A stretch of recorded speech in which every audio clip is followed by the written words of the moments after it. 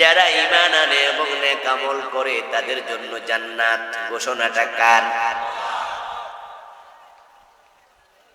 আমরা সবাই নিশ্চয় জান্নাতে যেতে চাই, ঠিক নয় কি? জান্নাতে যাওয়ার জন্যই তো সব আয়োজন। মাটির মাঝে বসে গেলেন, এখনো তো শীত আসে নাই, গরমকাল, কষ্ট করে বসে গেলেন মাটিতে। অথচ এখানে মাটির মাঝে দাওরা পাস, কামেল পাস, MA পাস এমন লোকজন আছে, কোনো অহংকার নাই। এই বসে যাওয়ার পিছনে উদ্দেশ্য তো একটাই, দ্বীনের কিছু কথা শুনলে কিছু নেক হবে, কিছু সওয়াব হবে, আমল নামা এই সওয়াবের মাধ্যমে ওজন হবে, আর যার আমল নামা ভারী হবে সে জান্নাত পাবে, ঠিক না? فَأَمَّا مَنْ ثَقُلَتْ مَوَازِينُهُ فَهُوَ فِي عِيشَةٍ رَاضِيَةٍ। দ্বীনি মজলিসে বসলাম, ফজরের সময় মসজিদে গেলাম, লাখ টাকা খরচ করে হজে গেলাম, জিহাদের মাঠে গিয়ে মুজাহিদরা জীবন পর্যন্ত দেয়, উদ্দেশ্য একটাই, শুধু আল্লাহর জান্নাত। এই দুনিয়াতে আল্লাহ তাআলা আমাদেরকে ছেড়ে দিলেন, রূহের জগৎ থেকে মায়ের পেট হয়ে আমরা দুনিয়াতে আসলাম। এই দুনিয়াতে ছেড়ে দিয়া আল্লাহ আমাদের একবারও বলেন নাই বাড়ির দিকে দৌড় মারো, ঘরের দিকে দৌড় মারো, চাকরির দিকে দৌড়াও, ব্যবসা বাণিজ্যের জন্য দৌড়াও। বরং তিনি কোরআনে বলছেন, সারিউ ইলা মাগফিরাতিন মির রাব্বিকুম ওয়া জান্নাহ।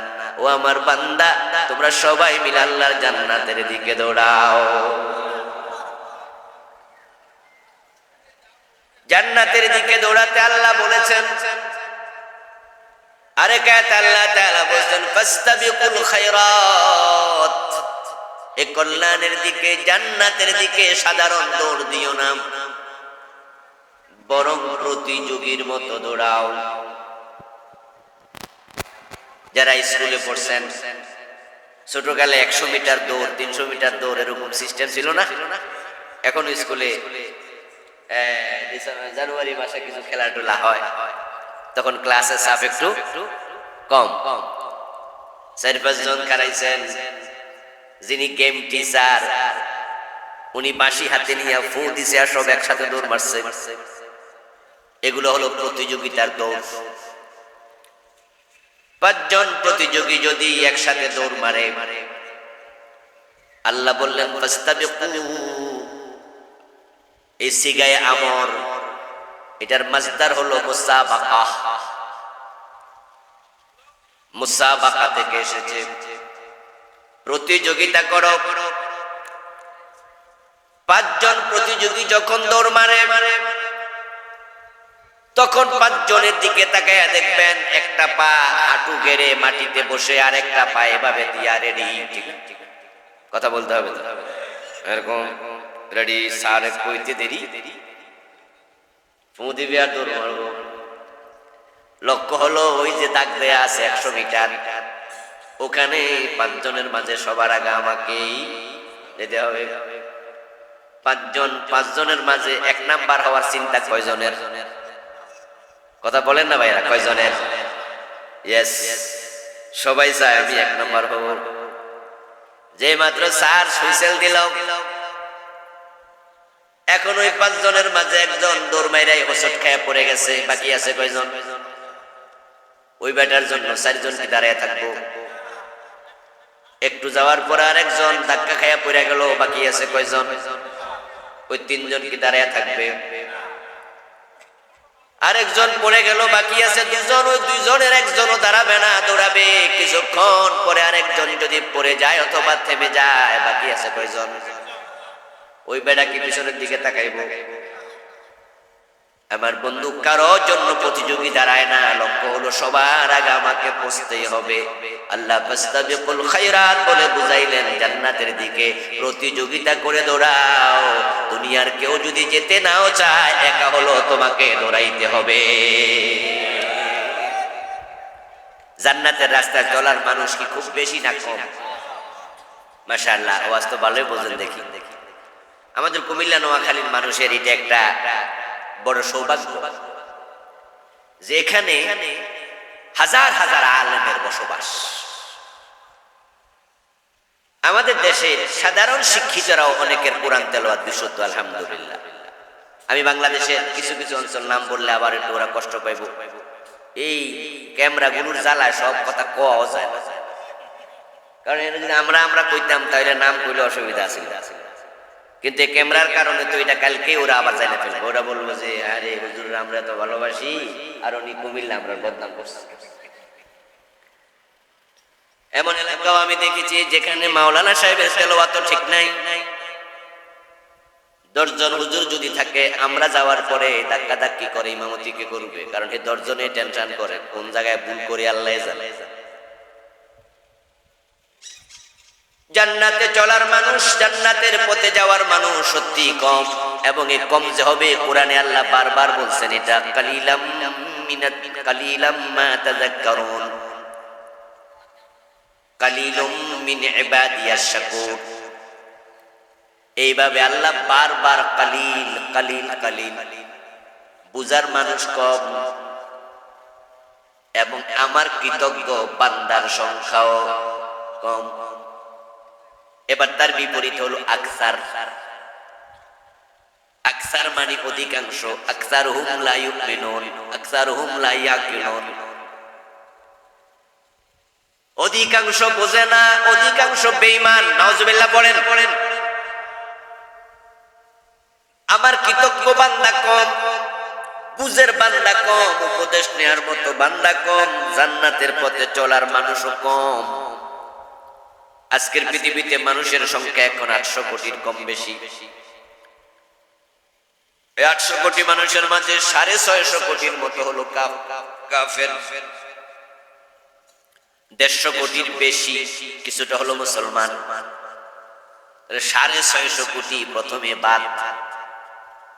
কাফের গুলো জান্নাতের রাস্তায় আছে না জাহান্নামের পথে আছে? তাহলে সংখ্যায় কত বেশি? 650 কোটি। পৃথিবীতে সবচেয়ে বেশি হলো খ্রিস্টান, তাদের সংখ্যা 250 কোটির কাছাকাছি। এরপরে মুসলিম দ্বিতীয় সংখ্যা। 650 কোটি শুরুতে বাদ পড়ে গেল, সবগুলা জাহান্নামের রাস্তায় থাকলো। আর 150 কোটি বা 250 কোটি মুসলমান। এখন এই 250 কোটি মুসলমানের ব্যাপারে প্রিয় নবীর বক্তব্য, আমার উম্মত হবে 73 দল, তার মাঝে জান্নাতি হবে অনেক বেশি, ঠিক না?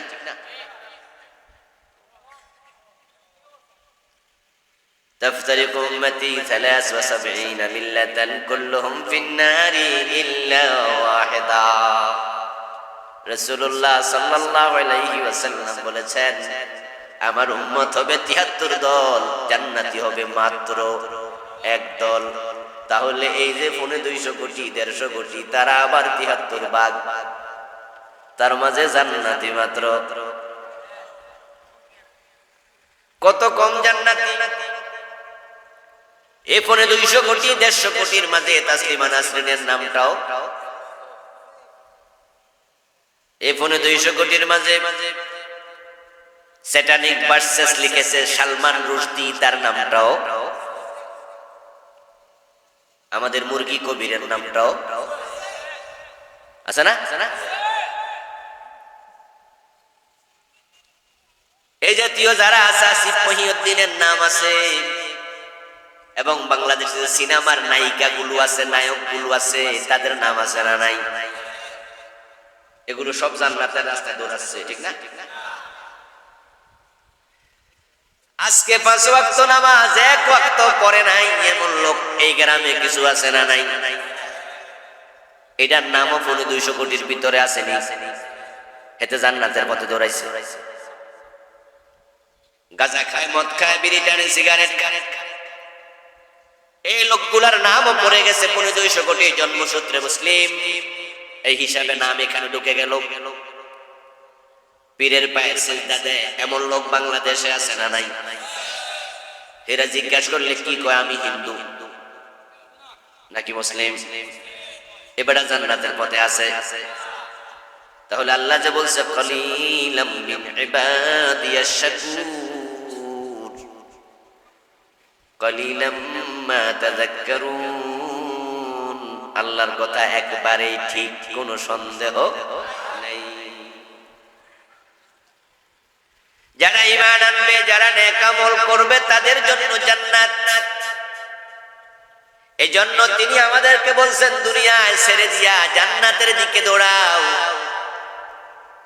কিন্তু আমরা যারা আছি মানুষ, আমরা জান্নাতের দিকে দৌড়াচ্ছি না দুনিয়ার টাকা পয়সার দিকে দৌড়াচ্ছি? ব্যবসায়িক কারণে নামাজ পড়ার টাইম পায় না এমন ব্যবসায়ীও আছে। রমাদান মাস আসলে আমরা যারা একটু ইসলাম বুঝি, আমরা সবাই একটুকু বুঝি এটা একটা ইবাদতের মৌসুম, ঠিক না? ইবাদতের মাস। এই জন্য দেখবেন 14 তারিখ দিবাগত রাতে বাংলাদেশে শবে বরাত পালন করে, ওই নিসফে শাবান, ওই রাত থেকে, ওই রাতের পর থেকে আলেম ওলামাদের মাঝে একটা আলাদা ইবাদতের ইমেজ, মুসলমানদের মাঝে একটা ইবাদত ভাব। তখন থেকে মুসল্লি বেড়া যায়। রমাদান সামনে, এই রমাদান মাসটা ইবাদতের মাস, সবাই আমরা বুঝি। কিন্তু যারা ব্যবসায়ী, তাদের কাছে, অনেকের কাছে এটা ইবাদতের মাস নাকি ব্যবসার মাস। তাই আল্লাহর বান্দারা শেষ দশকে ইতিকাফ করার জন্য মসজিদে চলে যায়, উমরা করার জন্য মক্কায় চলে যায়, লাইলাতুল কদর তালাশ করার জন্য রাতের বেলায় জেগে থাকে। আর আপনি দেখবেন কুমিল্লা ক্যান্টনমেন্ট বাজারে যাবেন, মাদায়া বাজারে যাবেন, বড় বড় মার্কেটগুলোতে যাবেন, দেখবেন সারা রাত দোকান খোলা, ব্যবসা করতেছে, কাস্টমারও আছে, বেচতেছে। লাইলাতুল কদরের রাত, ওই লোকগুলো অনেকে আছে এশারের নামাজটাও পড়ে নাই। ইতিকাফ দূরের কথা, লাইলাতুল কদর তালাশের জন্য তাহাজ্জুদ দূরের কথা, মক্কা শরীফ যাওয়া দূরের কথা, এই মসজিদে যায় দৌড়াচ্ছে তারা ব্যবসার দিকে, বাণিজ্যের দিকে। দুনিয়ার মানুষগুলো দুনিয়ার দিকে দৌড়াচ্ছে, জান্নাতের দিকে দৌড়ায় খুব কম। এখন যে যেদিকে দৌড়াক না কেন, ওই প্রতিযোগীর মতো আমরা একা হলো জান্নাতের দিকে দৌড়াতে রাজি হওয়া দরকার আছে না নাই? কারণ জান্নাত যদি মিস করেন, তাহলে আপনার মতো হতভাগার কেউ নাই। যে ব্যক্তি জান্নাত পেল সেই সফল, যালিকাল ফাউজুল কবীর। সূরা বুরুজের 11 নম্বর আয়াতের শেষ অংশ, যালিকাল ফাউজুল কবীর, লাহুম জান্নাতুন তাজরি মিন তাহতিহাল আনহার, যালিকাল ফাউজুল কবীর। যে জান্নাত পেয়েছে সে সবচেয়ে বড় পুরস্কার পাইছে, সফল হয়ে গেছে। যালিকাল ফাউজুল আযীম। আরেক আয়াতে আল্লাহ বলছে সূরাতুস সাফে, যে জান্নাত পেয়েছে সে বড় পুরস্কার পাইছে। যালিকাল ফাউজুল মুবিন। আরেক আয়াতে বলছে আল্লাহ তাআলা, এটাই তো প্রকাশ্য সফলতা, জান্নাত পাওয়া। فمن زحزح عن النار وأدخل الجنة فقد فاز। আল্লাহ তাআলা বলছে, যাকে জাহান্নাম থেকে আমি নিষ্কৃতি দিলাম, জাহান্নাম থেকে যাকে নিষ্কৃতি দেয়া হলো এবং জান্নাতে যাওয়ার অনুমতি দেয়া হলো, আমার আল্লাহ ঘোষণা করেন ওই লোকটাই সফল হয়ে গেল। সফলতার বিপরীত কি? মাশাআল্লাহ, কথা বলেন যারা জানেন। সফলতার বিপরীত কি? সফলতাকে ইংরেজিতে বলে পাস করা, আর ব্যর্থতাকে বলে ফেইল করা। যারা জান্নাত পেল তারা পাস, যারা জান্নাত পায়নি তারা কি? ফেইল। ওই ফেল চূড়ান্ত ফেল, ওই পাস চূড়ান্ত পাস। দুনিয়া একবার ফেল করলে বারবার ট্রাই করা যায়, পরীক্ষা দেয়া যায়। 10 বার মেট্রিক পরীক্ষা দিয়ে পাস করছে এমন ঘটনা বাংলাদেশেও আছে। কিন্তু আল্লাহর সামনে যখন আমরা হাজির হব, সেদিন যে ফেল করবে, পাস করার সুযোগ আর নাই।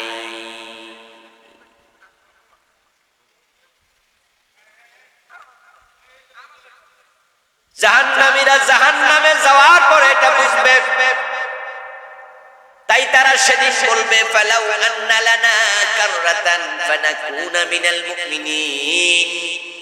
কোরআন শরীফের আয়াত।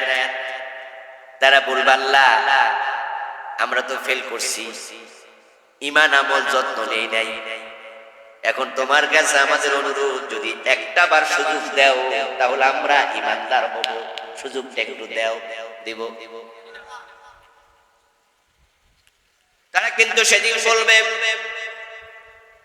আখরিজনা মিনহা ফাইন উদনা ফাইন্না যালিমুন। আল্লাহ যখন বলবে না বেটা এখানে দ্বিতীয় সুযোগ দেওয়ার সিস্টেম নাই, দুনিয়াতে 30 40 50 180 বছর হায়াত দিয়েছিলাম, তখন কেন বুঝোস নাই? এখন আমার সামনে ধরা খায়া কস আরেকবার সুযোগ দেন। দ্বিতীয়বার দুনিয়াতে পাঠানোর কোন সিস্টেম। আমাদের দেশে বিভিন্ন রকমের খেলা হয়, ফুটবল খেলা হয়, ক্রিকেট খেলা হয়। কোন কোন দল আছে ফুটবল খেলতে যাইয়া প্রতিপক্ষের হাতে 5টা গোল খেলায়, 6টা 7টা 10টা খেলায়। ওরা 90 মিনিট খেলছে, খেলা ধরেন 5-7টা গোল খাইছে। যখন 90 মিনিট শেষ, রেফারি তখন বাঁশিতে একটা হুইসেল দিয়া এরকম একটা ইশারা দেয়, মুখে বাঁশি থাকে, 2 হাত এরকম ফু দিয়া কয় যে খেলা। এখন 11 জন প্লেয়ার একসাথ হইয়া রেফারির হাতে ধরছে কয়জনে, ঠ্যাঙে ধরছে কয়জনে, দইরা কয় সারা 10টা মিনিট দেন। দেব। আচ্ছা ঠিক আছে 5 মিনিট, 2 মিনিট। রেফারি বলবে 90 মিনিটের পরে আর সময় দেব কেন? বাঁশি তো বাজাইয়া দিছি, দ্বিতীয় সময় 1 সেকেন্ড আর নাই, 10টা খাইছো বাড়ি যাওগা। আগে যে 90 মিনিট পাইছিল তখন কি করছো? আল্লাহ তাআলা যখন ফেরেশতাদেরকে বলবে খুযুহু ফাগুল্লুহু সুম্মাল জাহিম সাল্লু, ও ফেরেশতারা তারে ধর। এই ফেরারি আসামি ফজরের টাইমে ঘুমায় আছে, নামাজ পড়ে নাই, এমন লোক আছে নি? এতে দুনিয়াতে আবার ফাড়াইয়া লাভটা কি? ধর তারে, সুদে টাকা লাগাইছে। আমি কোরআনে বারবার বলেছি সুদ খেও না, সুদ খাওয়া হারাম, নিষেধ। ওয়াইন লাম তাফআলু ফাযানু বিহারবিন মিনাল্লাহি ওয়া রাসূলিহি। আমি বলেছি সুদ খাওয়া মানে আল্লাহ এবং রাসূলের সাথে যুদ্ধ করার শামিল। এই লোকগুলা সুদ ছাড়ে নাই, সুদে টাকা লাগায় রাখছেন, আজকের দিনটাও আপনি সুদ খাইছেন, এমন লোক 2-4 জনে মাহফিল। সুদের মাঝে 73টা গুনাহ হবে, সবচেয়ে ছোট গুনাহ হলো নিজের মায়ের সাথে। আস্তাগফিরুল্লাহ। লিরিবা 73 বাবান আইসারুহা আইয়ান কিহার রাজুলু উম্মাহু। সুদের মাঝে 73টা গুনাহ হয়, সবচেয়ে ছোটটা মাকে বিয়ে করা, মায়ের সাথে জিনা করা। এই লোক তো সুদ খাইছে, এই লোকটা এখন ধরা খাইয়া কয় আমার দুনিয়ায় পাঠাও, আমি আর এসব করবো না। খুযুহু, তারে তোমরা ধরো। ফাগুল্লু, তাকে জাহান্নামের বেড়ি পড়ায়া দাও। সুম্মাল জাহিমা সাল্লুহু, তারপরে জাহান্নামে ফেলে দাও। ফেরেশতারা আল্লাহর এমন এক মাখলুক, লা ইয়াসুনাল্লাহ, আল্লাহ যা বলে ফেরেশতারা কখনো আল্লাহর কথার অবাধ্য। ইয়াফআলুনা মা তুমারুন, ফেরেশতা এমন এক মাখলুক, তাদেরকে যা বলা হয় সাথে সাথে তারা আমল করে। আল্লাহ কয় ধর, জাহান্নামের বেড়ি পড়া, ধরতে 1 সেকেন্ড দেরি করবে না। জাহান্নামের দান্ডা পড়ায়া দেবে, বেরি পড়ায়া দেবে। সুম্মা ফি সিলসিলাতিন যারউহা 70 যিরান ফাসলুকু, জাহান্নামের 70 গজ লম্বা শিকল দিয়া বাঁধবে, তারপরে জাহান্নামের মাঝে ফেলে দেবে। ওই লোকটা জাহান্নামে গিয়েও বলতে থাকবে রব্বানা আখরিজনা মিনহা, ও আমাদের রব জাহান্নাম থেকে আমাদের বের করো, বের করে আমারে দুনিয়া একটা বার পাঠাও। ফাইন উদনা ফাইন্না যালিমুন, তোমার সাথে ওয়াদা দিলাম আমি অন্যায়গুলো আর করব না। যদি সে অন্যায়গুলো আবারও করি, আমরা জালেম, তখন তুমি ধৈরাই না আবার দোজখে দিও, যা মনে চায় করিও, কিন্তু আপাতত একটা বার আমাদেরকে বের করে দুনিয়ায় পাঠাও। সেখানেও তারা চিৎকার দিয়ে এগুলো বলতে থাকবে। আপনাদের কাছে আমি জানতে চাই প্রিয় ভাইয়েরা, বলুন তো জাহান্নাম থেকে বের করে দুনিয়ায় পাঠানো হবে নাকি? একবারই সুযোগ আছে, এটা কাজে লাগা। ওখানে গিয়া বুঝা কোনো লাভ নাই।